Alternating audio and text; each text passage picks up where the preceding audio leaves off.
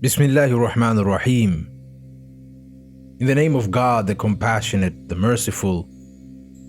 Assalamu alaikum wa rahmatullahi wa barakatuh. This is Amini Suwedi, and you're listening to the Murid Talks podcast.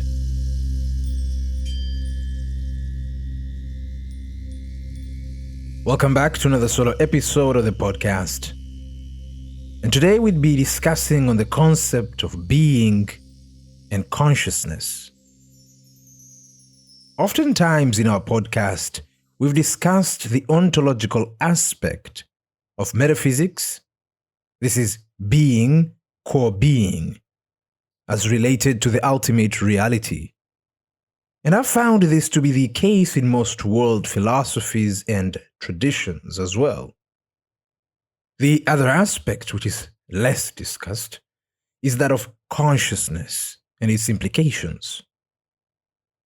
For the lack of a better way of putting it, this will be the epistemological aspect of metaphysics, the knowledge aspect of metaphysics. As to why one aspect is discussed more than the other, my theory is that it all stems from how we view being and consciousness in reality. Being seems to be external to us, and the key word here is seems. Its transcendent and grandesque nature is apparent from our observation of the universe. What is out there appears to be indefinitely larger than me in here. And this is how we view consciousness, as a limited identity or point of view, as a subject in here viewing or encompassed by the world out there. Another theory is that due to the limitations of our rational minds, which operate in a dualistic framework, it is easier to study being as other through objectification. Do we not use terms such as objective world? This is the world as it is, versus the subjective world, the world as we see it. The former is used synonymously with fact, whilst the latter is equated to sentiment and opinion. But I believe we cannot really achieve true gnosis, true realization, unless we've reconciled the 2 points of view, the objective and subjective, the outer and the inner, the transcendent and the immanent, being and consciousness. In this, I'm reminded of the passage in the Tanakh, or the Torah, Exodus chapter 3, verse 14. Quote, God said to Moses, I am what I am. He said further, thus you shall say to the Israelites, I am has sent me to you. End quote. It is very interesting that the statement I am is both a statement of being and that of awareness. I would like to explore this further by the guidance of the aforementioned passage. If we go back to the previous verse, Exodus 3:13, Moses asks God what name shall he give to the Israelites once he delivers the message. God's name here isn't a simple proper name given to someone, but a question of essence, of reality, of identity. So when Moses asks God for his name, we could simply rephrase it to, what is your reality? Or what is your essence? God proceeds to reply with the simplest statement of being, I am what I am, which could also be translated as I am that I am, or I am who I am. In the previous episodes, we've explored how this points to God's reality or essence being that of being itself. But as we've mentioned above, the statement I am is also a statement of the awareness of one's being. In this case, God is aware that He is, and if we factor in that He is that He is, we can easily infer that God is the awareness that He is. So, God, or ultimate reality, is being and awareness. These two concepts are essentially one. Being entails awareness, and awareness entails being. And even though it is unnecessary to say so, we could elaborate it by the phrase, "For I am to be, it has to be aware that it is. And for I am to be aware that it has to be." Neither is prior to the other, as they essentially abide in I am. Knowing this, the Hindu tradition identifies the ultimate reality as Sat Chit Ananda, meaning being, consciousness, awareness, and infinite. We have established in our previous episodes how being is infinite by the fact that it encompasses all there is. It is the principle and integrate of all existence. It has neither beginning nor end and excludes nothing from itself. It is all there is. But what about consciousness, awareness? If we equate it with being, core being, are we saying that it is essentially infinite as well? But how can we establish this? How can we realize this? The reasonable first step is to ask the question, what is consciousness awareness? I will reply by saying that consciousness awareness is at once the sense of selfhood and the synthetic intuitive realization of that selfhood. Notice how both these can simply be synthesized in the statement I am. I am is selfhood. I am. But also its realization. I am. So we could say that consciousness is the unmediated and intuitive realization of oneself. But one has to realize that this isn't a definition in the etymological sense of the word, as I haven't conditioned or delimited the idea of consciousness, or this intuitive self-realization. For that, I'd have to delimit or condition the self that is realized. So what is that self? When we contemplate on the I, core I, the I in itself, we actually have a hard time identifying what it is. But the sense that it is not lost to us. Even when contemplating, we cannot but ask, what is that which contemplates on what it is? It is witnessing not only itself, but all that arises in itself. But how do we know that it all arises in itself? For that, we would have to evaluate and deconstruct the subject-object supposition. As indicated in the beginning, we generally equate the I that is aware with the subject, which from our common worldview seems to be a very particularized point of view. A reality limited in space and time, and within a limited name-body complex, meaning a specific identity or quiddity within a material form. This is opposed to or complemented by what surrounds and is experienced by the subject, which is the world out there, generally identified as the object or objective world. Depending on who you ask, the objective world could either be limited to or extend beyond the material domain. But we shall not get into this at the moment.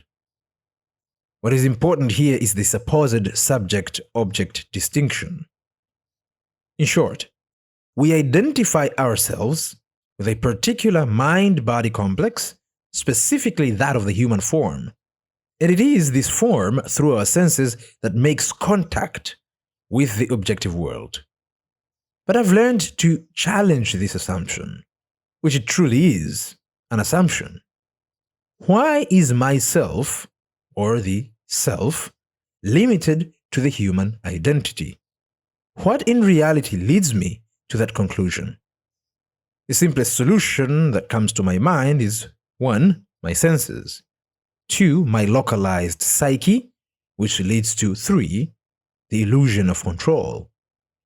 I have my inner feelings, thoughts, emotions, memories, that are seemingly distinct from others, but I also receive localized inputs from the space and time that my body happens to occupy at the moment, which is also distinct from others' localized inputs. This also gives me a sense that I'm partially in control of a certain aspect of my particular form, such as motion and even my thought processes. A control I do not possess for other particularized bodies. In realizing this, the question still lingers. What is the I that identifies itself with the limited mind-body complex? Is the I the mind that occupies the body, or the body that happens to have a mind? If either of these were able to answer the question fully, why is that sense of I not limited to my particular form? Why do I encounter other particular forms with a sense of I, no matter how different that sense is? So, I-ness can't be any particular body or mind, yet it is displayed or manifested in so many localized forms. So my I and your I and somebody else's I is still I. They still say the word I. What we're trying to understand is consciousness, core consciousness, consciousness in itself, the I in itself, and not this or that particularized manifestation. So not my I or your I, just the I in itself, consciousness in itself, awareness in itself. So in the same way we've discussed being, core being in itself, we see how being isn't any particular existent, but it is evident in all existence. All beings are because being is, or being is isness. So, could we ask the same of consciousness? Are all things conscious because consciousness realizes, or consciousness is realization? My observation allows me to answer in the affirmative. We are aware because we have an intuitive sense of self-realization, which can't be particularized in itself. We have that sense of I am. So my self-realization isn't different to any other being's self-realization. What differs is how we condition that self, which, as we've seen, is simply a case of assuming an identity rather than a true, concrete, and separate ontology. The self, the I as such, is nothing in particular. It simply is, taking us back to I am. Once this I am assumes a limited form, it can then condition itself by realizing that form as itself. For example, I am a human. I am a tree. I am an angel. I am fire, etc., etc. This is the subjective pole of reality. The objective pole is that of being. So we could rephrase the examples to a human is, a tree is, an angel is, or fire is. Where being assumes the fact that it is, consciousness assumes the fact that it realizes itself as itself, no matter how this realization is manifested. To be is to be aware, and to be aware is to be. So, in the truest sense, the subject-object aren't true distinct ontological realities, but two poles of the same reality. The subjective is the witnessing or knowing or envisioning aspect of reality. The objective is the aspect that is witnessed or known or envisioned. One cannot be without the other. With this, I'm reminded of Quran 65, verse 12. Quote, "It is God who created the seven heavens, and of the earth a similar number. His command descends throughout them, so You should realize that He has power over all things, and that God encompasses all things in knowledge. End quote. The creation of the 7 heavens and 7 earths points to the multiple states of being. This is the objective, the ontological aspect. And these multiple states stem from God's command, the Amr, which is the statement kun fayakun, be and it is. It is the statement of being. This command is the axis which descends throughout all states of being, principiating them into existence eternally. The word translated as powerful is Qadir. So God is Qadir, God is the powerful, which could also point to the idea of measure or meter. God is the measure of all things. God measures all things, such that all existence is simply a condition of His being, a limited manifestation, an assumed identity. This verse closes out by affirming the subjective side, that God encompasses all things in knowledge. God is the awareness of all things, which is the being of all things. God is not distinct from His knowledge. God doesn't know as if He knows an other, but as self. I am that I am. Being only knows being. Being is the knowledge of all things, which is being. This is not to say that being is a single monolith, such that particular existence aren't affirmed. Nay, being affirms all things in its eternal present. For to know itself, it knows all things, not as this or that, but as itself, and by assuming all forms. Within the Hindu tradition, the self, Atman, is the ultimate reality, Brahman, and the act of manifestation is equated to Lila, which could be translated as divine play or divine drama. It is the self which plays the so many roles by the act of conditioning itself into the indefinite manifestations of itself. It is the Atman behind all selves, like an actor playing so many roles. The Atman immerses itself into the role, principiating localized consciousness whilst simultaneously being transcendent and untouched by such localization. The act of gnosis, or self-realization, is to see beyond the veil of localized subjectivity and to know oneself as the self, as Atman. I am none other than He, for only He is, and I, the ego, am not.